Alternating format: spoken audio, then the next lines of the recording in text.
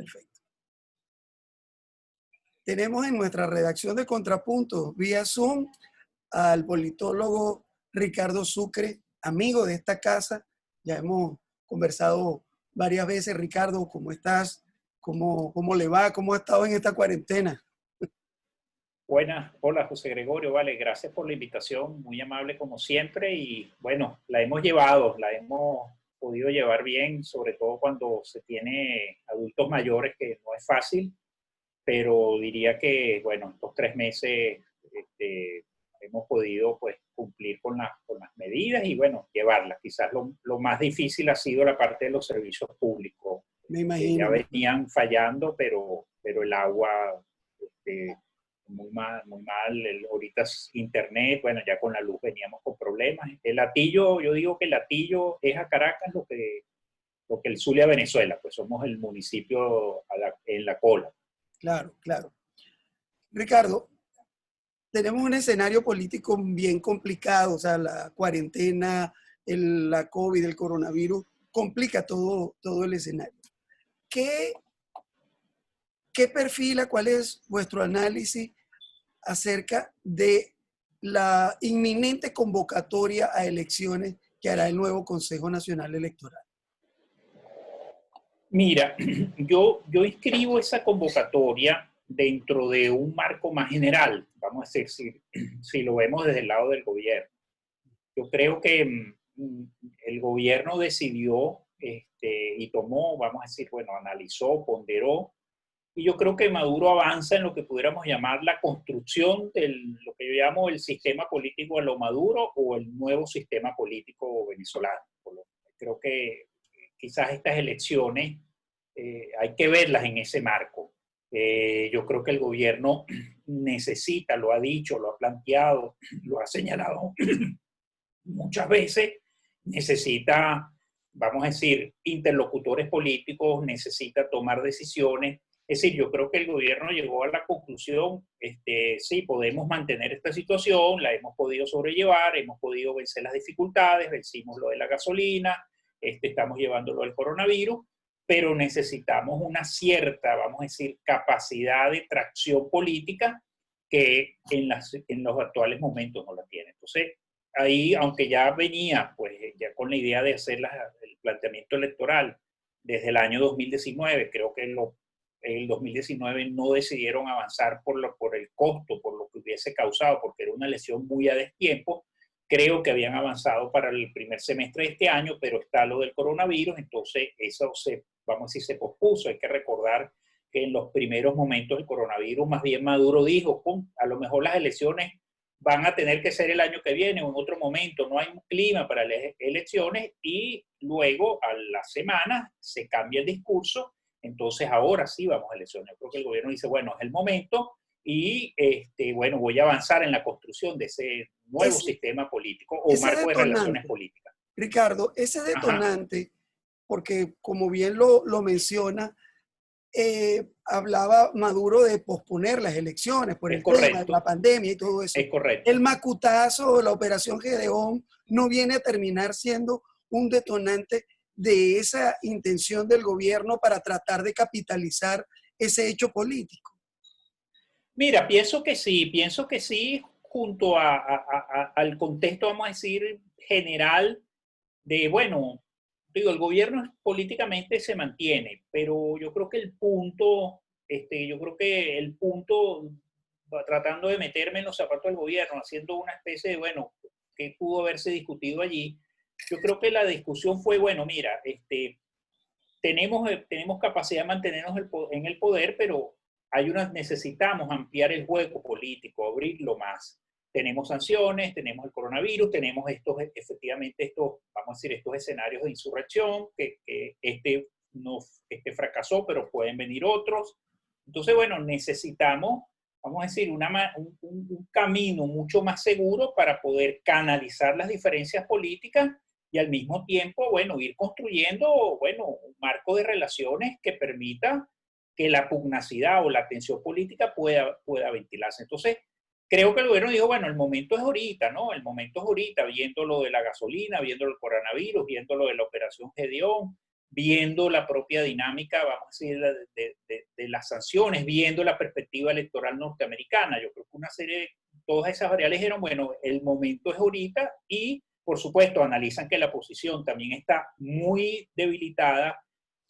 Vamos a decir, hay planteamientos internos, pues por la propia, vamos a decir, por el propio estancamiento de la estrategia del quiebre. Entonces, bueno, creo que el gobierno dice, el momento político es ahora y da la luz verde para avanzar. Entonces, bueno, aparece el TCJ, el CNE y todo lo que estamos viendo ahorita. Antes de pasar al tema oposición, le quiero preguntar, ¿cuáles son esas fortalezas que tiene digamos, el oficialismo para tratar de prender la moto y avanzar hacia el tema electoral? ¿Cuáles son Mira, esas variables a favor que ellos sienten que tienen o que objetivamente están servidas?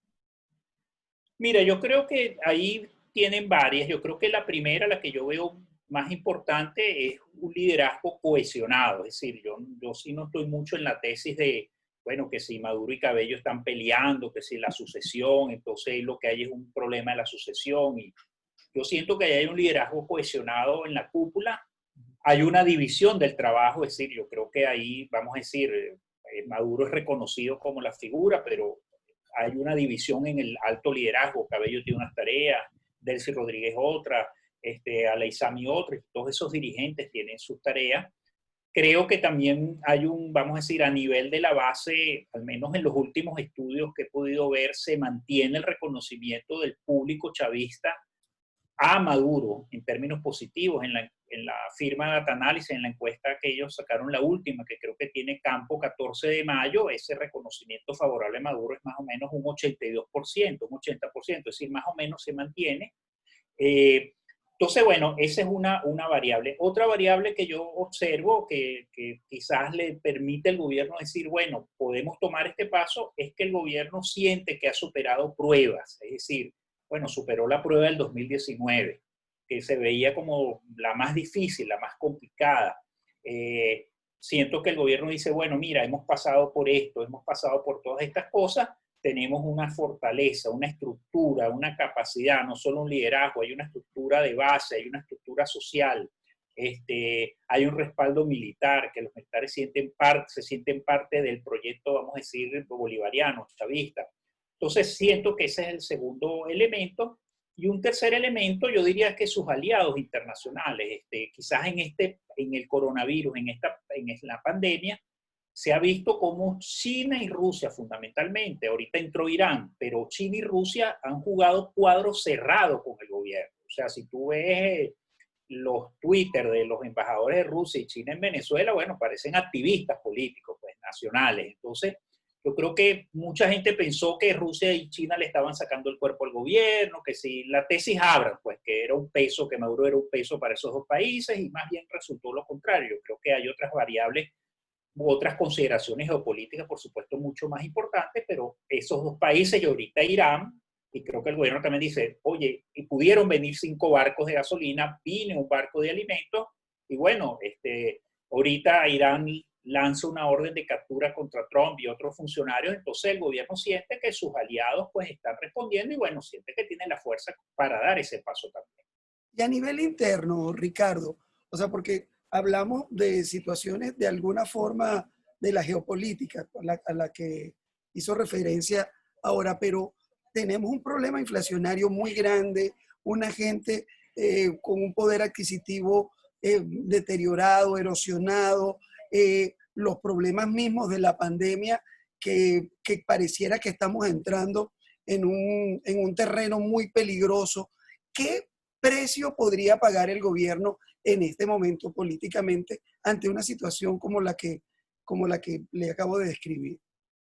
Sí, fíjate, es interesante tu pregunta, José Gregorio. Y hay, bueno, hay dos cosas. Quizás vamos a comenzar por la que puede tener consecuencias más graves, pero es más sencilla en su explicación, que es la parte de coronavirus. Efectivamente, como tú dices, sí pareciera que estamos entrando en un terreno pues mucho más complicado.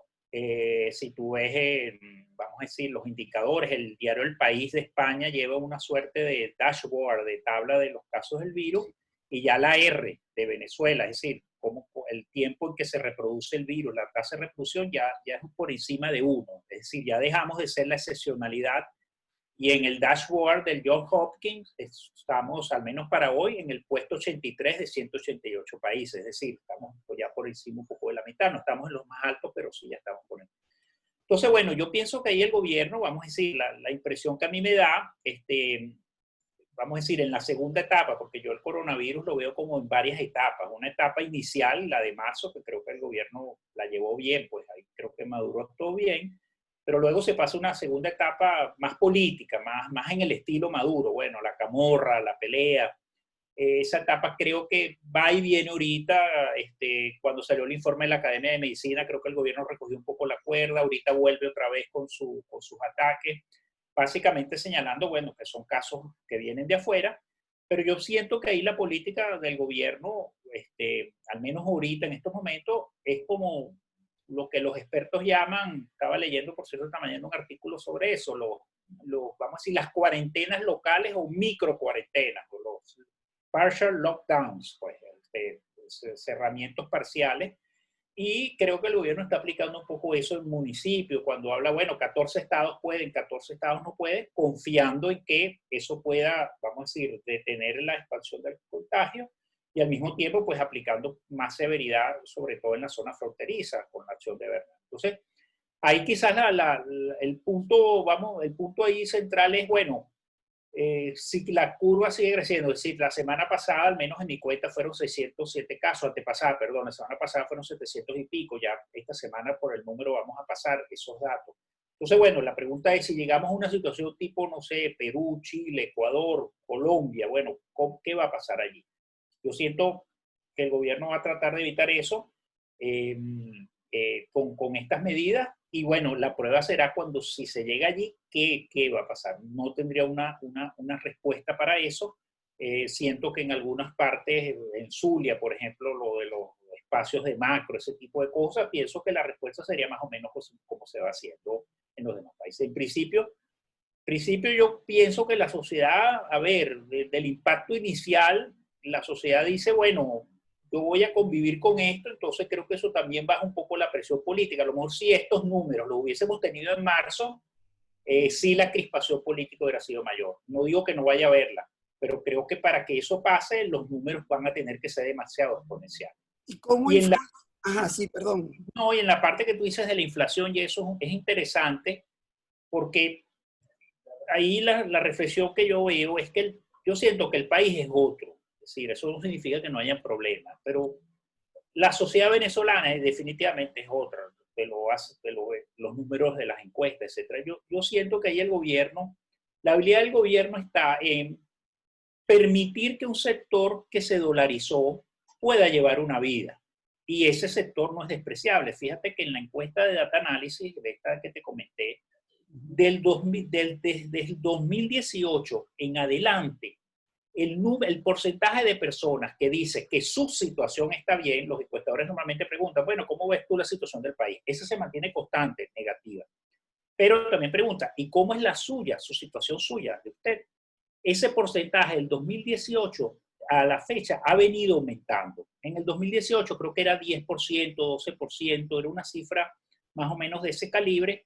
En la última, esta de mayo, es casi el 40%. Es decir, 4 de cada 10 venezolanos dice, sí, la situación del país no es buena, pero la mía sí es buena. Entonces yo pienso que el gobierno ha sido muy hábil en dejar que ese sector que se dolarizó, que está pues dolarizado, pueda vivir y al mismo tiempo mantiene a su base o al sector popular con todas estas series de políticas públicas que adelanta. Entonces, la lógica del gobierno ahí yo creo que es amortiguar, pues la lógica es amortiguar y evitar que se pueda construir un discurso del desagravio.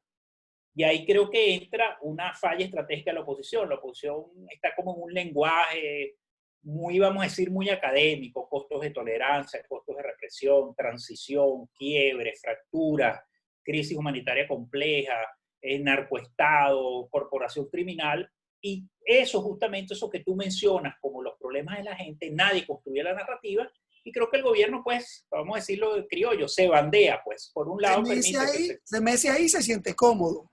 Claro, porque dice, bueno, la gente que se dolarizó puede llevar su vida.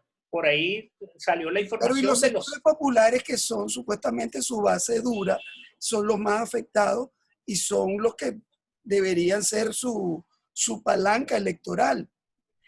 Claro, pero ahí tienen, vamos a decir, las políticas públicas, vamos a decirlo, todo ese arsenal de programas, toda la estructura social que yo creo que La cuando hablamos de política la fortaleza, asistencialista se refiere. perdón, La política asistencialista, las es clínicas, correcto, las misiones, el CLAP, los bonos, o sea, yo creo que hacia ese y la propia estructura social, la propia estructura social del chavismo, la propia narrativa, la propia retórica, entonces, que pueden parecer cosas tontas, pero yo creo que en ese mundo influye. Entonces, por ejemplo, o sea, ayer se hacía un cineforo en el Canal 8 sobre el tema del bicentenario de la batalla de Carabobo. Pueden parecer cosas tontas, pero yo creo que la dinámica del gobierno, el mundo del gobierno es como un mundo cerrado, pues vamos a decir un mundo autodinámico. Entonces, bueno, ese mundo se sostiene con cosas materiales, cosas simbólicas.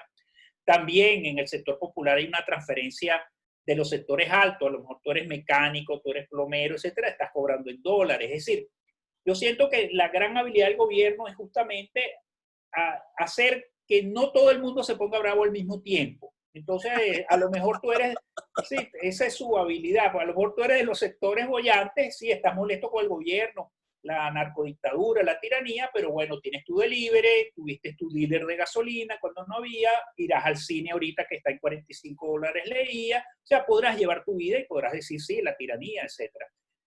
Eso es un grupo. El sector popular posiblemente, por supuesto, diga, no alcanza el salario, no alcanza, es decir, esto no es vida, pero al mismo tiempo tiene unas políticas. Entonces, nadie se pone bravo al mismo tiempo porque nadie construye la narrativa. entonces Porque creo que va diluyendo el descontento. Ese sería exactamente, exactamente, es un descontento que se va diluyendo, además en un ambiente, en un clima donde la gente siente que no se puede hacer nada. Pues. claro, está desmovilizada, pues de alguna forma la acción Exactamente. política.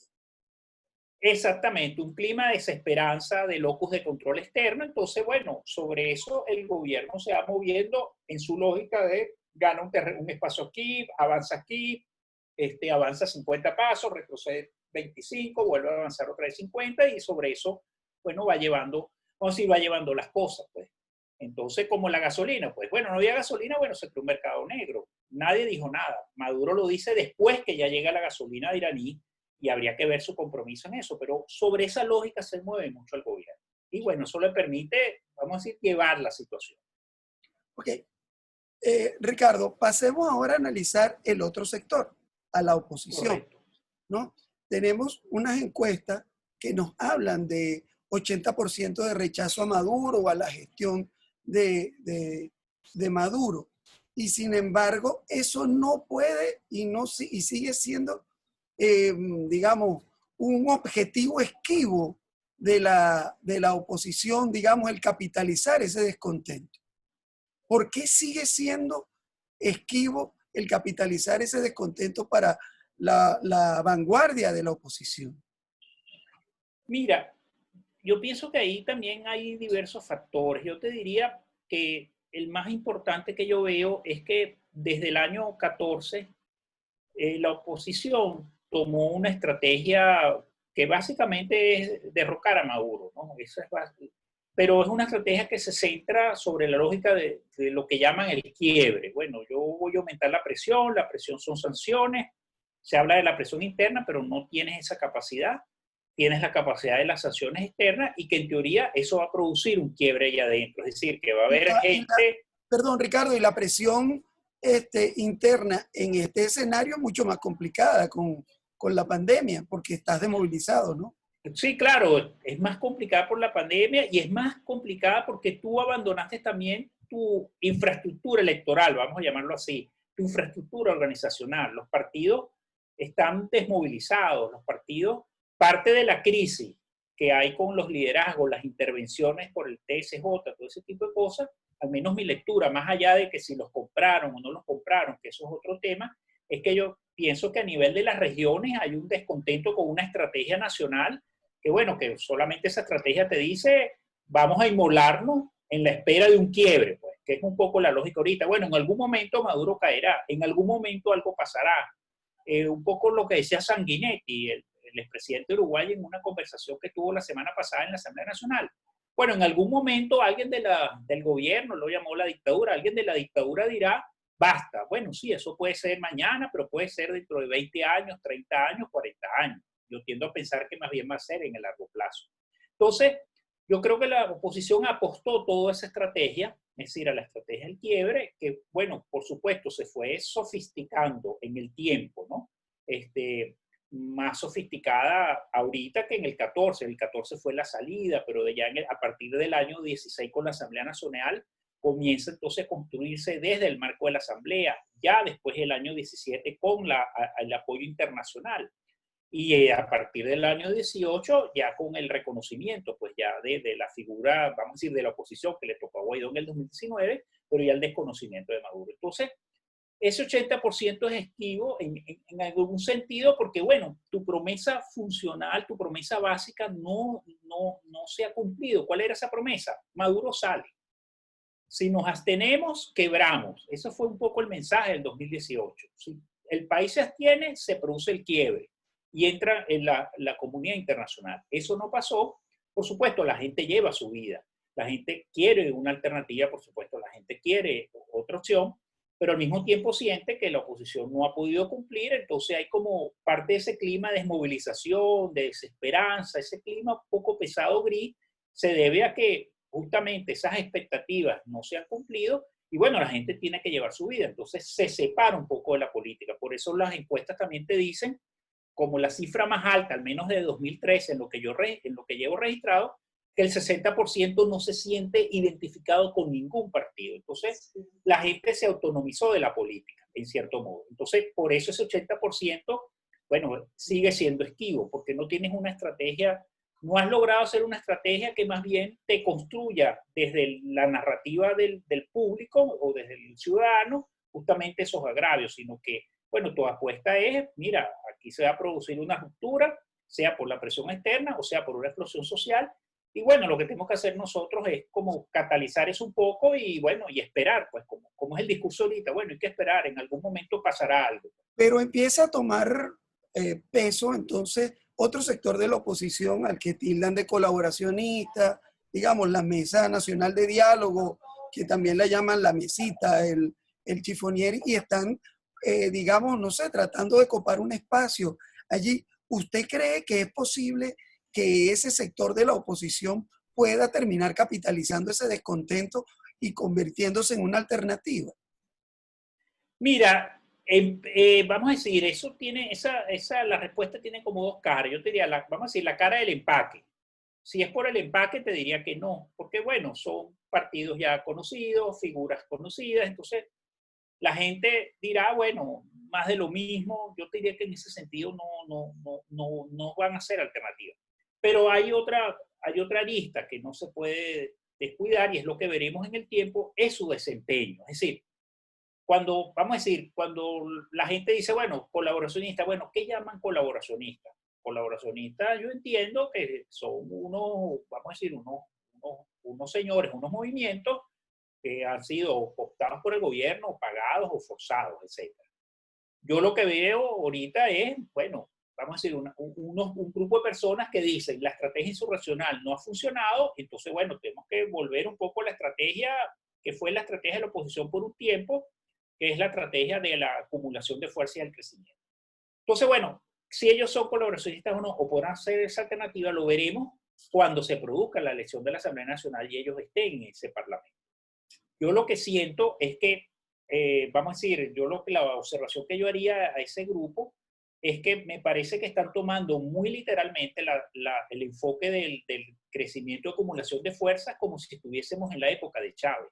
Y es evidente que no estamos en la época de Chávez, es evidente que estamos en gobiernos más autoritarios y ahí tendrías que ponderar cómo vas a llevar eso. Pero yo te diría que al menos si lo ves por fuera, las figuras no, pero la posibilidad de ser alternativa va a depender de lo que hagan. Yo pienso que ellos más bien van a ser, más que alternativa, yo creo que ellos pueden ser catalizadores de procesos políticos para abrir, sí, espacios alternativos. Entonces, Pero yo te diría que tendríamos que esperar quiénes van a postular ellos a la asamblea. ¿Van a ser los jefes solamente? ¿Van a ser sus cuadros políticos? ¿O van a ser jugadas más atrevidas? Por ejemplo, no sé, postular sectores de la sociedad, gente de los distintos sectores, gente desconocida, gente... O sea, abrir eso como el país en las postulaciones, que es un poco lo Y que eso yo... podría ser una estrategia que les terminara dando rédito político, porque como usted ha dicho, son partidos que incluso los han tildado de minoritarios, entonces no tendrían la capacidad para llenar como que todas las vacantes que se necesitan. Entonces, eso podría ser una alternativa para lograr conexión con la gente. Y allí pongo otro tema, lo que dicen las encuestas. Por ejemplo, la de Delfos, la última que yo conocí, Ajá. que habla de la desvinculación de los partidos, incluyendo al chavismo de la gente. Entonces, eso también influye en el estímulo al voto y a la legitimidad que pueda tener un proceso electoral. Sí, correcto. Yo pienso que ahí va a haber, por eso, ahí vamos a verlos a ellos en acción, realmente es qué tienen, pues. Vamos a ver qué es lo que Más traen allá, en la bola, ¿no? exactamente, qué es lo que tienen en la bola, pues, para decirlo más coloquial, pues ahí veremos más allá de lo que la gente diga, porque, bueno, yo creo que ahí va a haber varios ganchos. Yo creo que un gancho principal allí va a ser el tema de la representación proporcional. Yo creo que ese va a ser un gancho allí. Vamos a ver cómo se presenta, cómo queda el sistema al final, cuál sistema se opta. Pero bueno, creo que al menos ahí la conciencia, por lo que escuché a varios voceros, a Fermín sobre todo, a Claudio Fermín, bueno, de tratar de regresar, de tener una cierta lógica. Bueno, no sé, el partido A sacó 10%, bueno, entonces tiene que tener una cifra proporcional en el Parlamento. Entonces, eso puede ser un gancho. El otro es lo que hablábamos justamente, bueno, ¿quién vas a postular? Porque yo siento que cuando en la pregunta anterior hablábamos que el país también es otro, yo siento que también la gente, o sea, a lo mejor es muy sofisticado el cálculo que te voy a hacer, pero yo creo que los venezolanos, los que estamos considerando ir a votar, yo todavía no tengo claro eso, a pesar que soy pro voto, pero no lo tengo claro justamente porque hay unos dilemas allí que hay que considerar. El primero es, bueno, así lo veo yo como en dos dilemas. ¿Le permites a Maduro que tenga una gestión, sí o no? Yo en eso no tengo problema, es decir, sí, que la tenga. Yo pienso que la gente evalúa, yo no creo que, como señala un sector de la opinión, que el venezolano lo naricean, lo llevan, yo esa visión no la tengo, yo creo que la Aún gente... siendo, perdón Ricardo, dijo algo muy Ajá. importante en eso, le permito a Maduro que tenga una gestión, aún siendo un gobierno en su criterio más autoritario que el de Chávez. Correcto, sí, porque vamos a decir, mi lógica es la siguiente. La gente eso lo ve. La gente dice, bueno, un gobierno más autoritario es un gobierno a lo mejor con menos contrapesos, pero la gente dice, bueno, yo eso en un momento, si yo tuviera, la gente yo creo que razona, si yo tengo una alternativa, aunque haya una gestión que yo sé que no es buena y sé que es autoritaria, yo optaría por esa alternativa. Entonces, me parece que poner sufrimiento a las personas, como vemos ahorita, su resultado no es el esperado. Es decir, el resultado es, bueno, sí, vas a privar ahorita a la gente de gasolina. ¿Vas a seguir con eso? Bueno, sí, a lo mejor quienes dicen eso tienen ya su dealer de gasolina, que es lo que ha pasado en Venezuela. Has creado como una sociedad más parecida a las sociedades europeas o norteamericanas en ese sentido, donde hay un grupo que sí está bien y otro grupo que no tiene posibilidades de movilidad. Entonces yo siento que la gente, aunque Maduro, para decirlo más sencillo, oye, Maduro pone la economía a 0 kilómetros.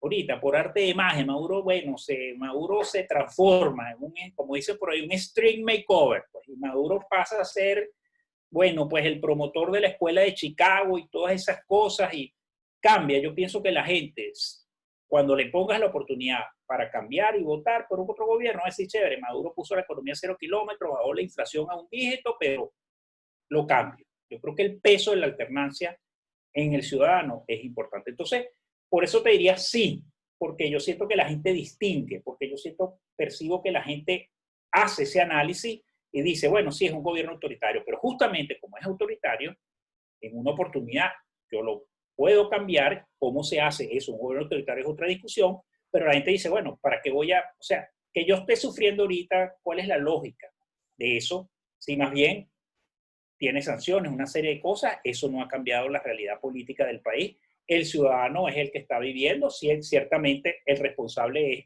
Chávez en un momento, Maduro es otro, nadie discute eso, pero también nadie puede discutir que las sanciones tienen efectos ya en la vida cotidiana de las personas. Se vio con lo de la gasolina. Ajá. Entonces, ya entonces nos dirigimos hacia el escenario electoral inminente. La Correcto. oposición está dividida, o por lo menos ese es el escenario que está ahora, ¿no? No sabe si va a ir junta, si no va a ir. Este país pareciera que no tiene una solución sin tomar en cuenta al chavismo o a Maduro y sin tomar en cuenta a la oposición del G4 y a Guaidó. Si esos dos actores no están en un escenario, ¿qué alternativas tiene la sociedad venezolana para conseguir digamos, una salida a su crisis política? Mira, ahí efectivamente sí hay rumores que conversan, bueno, eso lo veremos pues más adelante. Yo pienso que para el G4, vamos a decir, es difícil. O sea, oye, decir, bueno, nosotros vamos a elecciones, cónchale, lo veo difícil. Me gustaría que eso hubiese sido el discurso desde el año 19, pero lo veo difícil ahora justamente por lo que has transitado. Tienes un público en redes sociales que es un público demasiado, yo diría, demasiado intenso, pues para utilizar una expresión suave, que de alguna manera determina, influye justamente lo que decía. Entonces veo difícil, yo creo que es tentador, un poco lo que estoy viendo ahorita, más o menos como cierto clima de opinión, bueno, y hasta puede ser racionalmente político, desde el punto de vista político, porque podemos hablar si es lo que significa lo racional, pero es racional que tú trates de repetir el 2018. Porque tú puedes decir, a lo mejor yo soy del G4, soy del Grupo Guaidó, puedes decir, bueno, mira, ya hemos seguido esta ruta, tenemos reconocimiento de países, tenemos el apoyo de Estados Unidos, Trump lo ratificó, aunque creo que Trump está molesto con la estrategia de presión máxima, aunque él la promovió, eso es otra Estimula. discusión. Entonces, tenemos ahora ese reconocimiento. La Unión Europea acaba de sancionar a 11 personas más, los metió en la lista. Entonces, bueno, eso es un respaldo de nosotros. La OEA votó en contra. Entonces, ahí tú puedes pensar también, a lo mejor para el momento de las elecciones, el caso de coronavirus va a estar en una pendiente, vamos a decir, positiva. Entonces, bueno, ¿por qué no promover la abstención? ¿Por qué no llamar a la abstención? Más o menos como se hizo en el 2018. Y eso en teoría pudiera producir un quiebre ahora en este momento. Pero Yo ¿cuál no sé sería si... lo distinto si no lo produjo en 2018? Porque ahora sí lo Claro, produciría. bueno, es que yo no, por supuesto, yo no creo que eso vaya a ocurrir. Lo que pasa es que yo lo que trato de explicar es que veo difícil que puedan como, vamos a decir, devolverse en esa ruta, pues. O sea, que tú puedas decir, bueno, vamos ahorita a elecciones, salvo que el gobierno haga unas concesiones tan grandes que no lo veo tampoco, porque creo que su lógica es, bueno, yo voy a construir mi nuevo sistema político y estos son mis interlocutores. Por supuesto, a mí me gusta que el gobierno diría, bueno, puede entrar el G4 y claro que sí, el gobierno le gustaría. El problema es, bueno, ¿qué negocian allí? Porque el gobierno diría, bueno, tú vas a seguir pidiendo que yo me vaya. ¿Qué va a decir el G4? Bueno, el G4 va a decir que sí, bueno, unas elecciones presidenciales, etcétera. Pero el No punto se lo va a allí, conceder, no tienen, porque el G4 hasta ahora ha demostrado que no tiene la capacidad para forzar esa presidenciales. correcto, y no solo forzarla, sino que ni siquiera la negocia, porque a lo mejor si tú, yo no, por supuesto, ahí están los que han estado en las negociaciones, dice que el gobierno lo que hace es marearte, pero nunca se compromete. Pero vamos a poner el escenario, a lo mejor tú vas a negociar en Oslo y en vez de poner eso sobre la mesa, a lo mejor dice, bueno, mira, está bien, son las parlamentarias, corresponden las parlamentarias, pero vamos a atar esas parlamentarias a algo. Vamos a atar esas parlamentarias, no sé, a difusión de los resultados, a un referéndum. Ya Maduro lanzó la propuesta del revocatorio, a otro referéndum, a unas presidenciales, a una consulta. Es decir, el tuit de Trump, si Trump hubiese hecho ese tuit hace 2 años, también hubiese sido diferente. Su leverage, su capacidad de maniobra sería mucho mayor. Entonces, ¿qué tiene la gente ahorita? Bueno, eso es lo que te trataba de explicar con el dilema. Bueno, el dilema es, bueno, ¿le permites a Maduro la gestión o no? Y está la otra cara del dilema que es más delicada. ¿Legitimas con tu voto el nuevo sistema político venezolano? Porque aunque votes en contra, yo votaría en contra, yo no votaría por el PSUV o sus aliados, pero aún mi voto legitima ese sistema. Entonces, ¿lo legitimas o no? Y la respuesta allí es, por supuesto, bueno, ¿qué expectativas tienes tú que va a generar ese sistema? Por eso hablábamos de estos grupos opositores que van a ir, si ellos van a ir en ánimo, vamos a decir, bueno, yo voy a una travesía en el desierto peligrosa, ingrata, pero voy a tratar de construir una alternativa, yo diría que la gente pudiera volcarse a eso, porque yo sí creo que la gente ve lo que tiene ahorita y dice, bueno, mira, estamos en peores condiciones, la situación es peor, se nos ofreció una cosa hace 2 años, eso no se cumplió, entonces no sé si la gente quiera endosar de nuevo, seguir en una especie de status quo. Es decir, la solución del G4 tampoco satisface, porque la solución del G4 es, bueno, mira, espérate, vamos a seguir pasando trabajo, espérate, en algún momento habrá un quiebre y bueno, cuando ese quiebre venga, bueno, ya nosotros, ya en 15 días llegará la gasolina y en 15, pero son cosas que no satisfacen. Mientras limítate a tuitear el horror por Twitter, a ser reportero de todo lo malo, pero tampoco hagas ninguna acción, vamos a decir,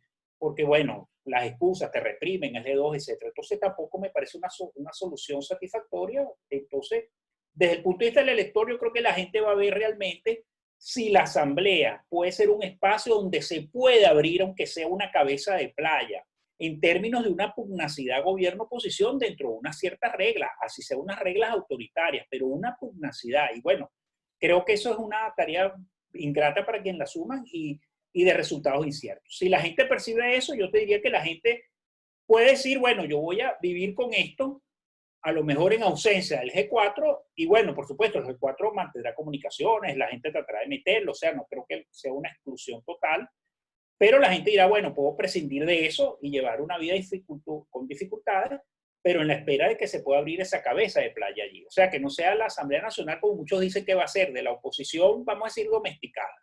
Ya. Para terminar, Ricardo, le pregunto dos cosas. El tema, los partidos, digamos, diseccionados, divididos en directivas que unas asignadas por el TSJ, otras consideradas las legítimas, y también la división que existe entre la percepción de las regiones, que ha perdido su oportunidad, los liderazgos regionales de participar y de hacerse unos espacios esperando que la dirección nacional, digamos, resuelva. No es posible, o sea, digamos, se va a presentar un tema de las regiones buscando sus espacios, además, y aprovechándose de los partidos que sí van a estar en las elecciones porque van a tener su tarjeta indudablemente. Sí, yo creo que efectivamente eso va a pasar. Cuando trataba de explicar un poco la crisis en la estrategia de 4, creo que el motor más importante es ese que tú mencionas, José Gregorio. O sea, yo creo que los estados dicen, bueno, mira, aquí nosotros, si tú eres zuliano, tachirense, bolivarense, o sea, si tú estás, o sea, a Caracas ya llegaron los problemas, pero es que estamos hablando de estados que tienen problemas desde hace años.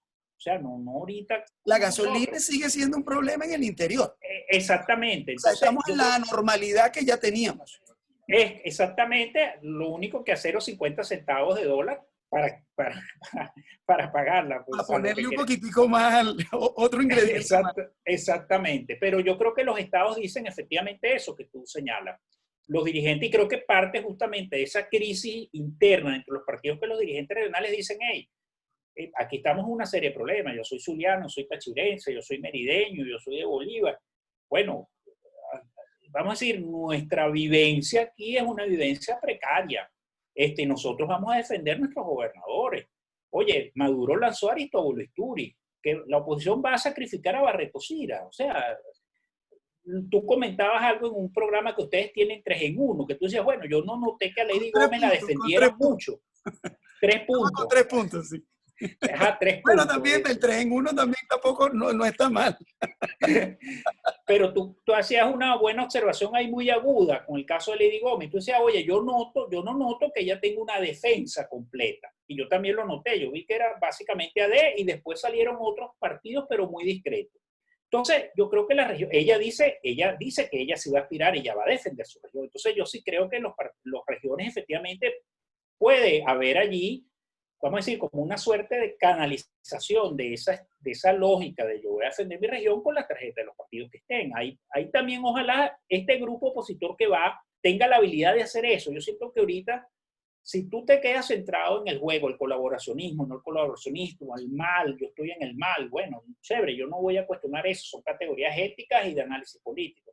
El problema es si tú eres un actor político o quieres ser un filósofo político que es respetable. Entonces, ojalá hagan, pero yo sí, parte de mi olfato me hace pensar que sí, pues que eso va a suceder, porque los liderazgos regionales dicen, la estrategia de Caracas, bueno, es una estrategia de Caracas, que a lo mejor funciona para allá o que necesita unos niveles, pero aquí en los estados es otra perspectiva y creo que pueden canalizarse por allí y bueno, vamos a ver si existe la habilidad justamente de todos esos agravios que están allí, que la oposición no pudo construir, porque creo que se centró en una estrategia que no es la correcta, que está equivocada del 2014, que el gobierno tampoco le interesa que esos agravios se den, justamente porque su estabilidad es parte de esa lógica, bueno, que lo puedan hacer y justamente esos estados tengan la expresión, porque es evidente que, como dicen, vienen estas parlamentarias, pero vienen unas elecciones de gobernadores.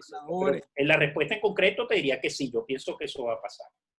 Bueno, muchísimas gracias, Ricardo, por atendernos, por venir hasta nuestra redacción de manera virtual y que, bueno, hayas estado nuevamente con nuestra audiencia. No, vale, a ti, José Gregorio, muy amable siempre por la invitación y, bueno, también a la orden. Esperamos que bueno, salga un buen material como siempre, en tus manos. No, gracias a ti.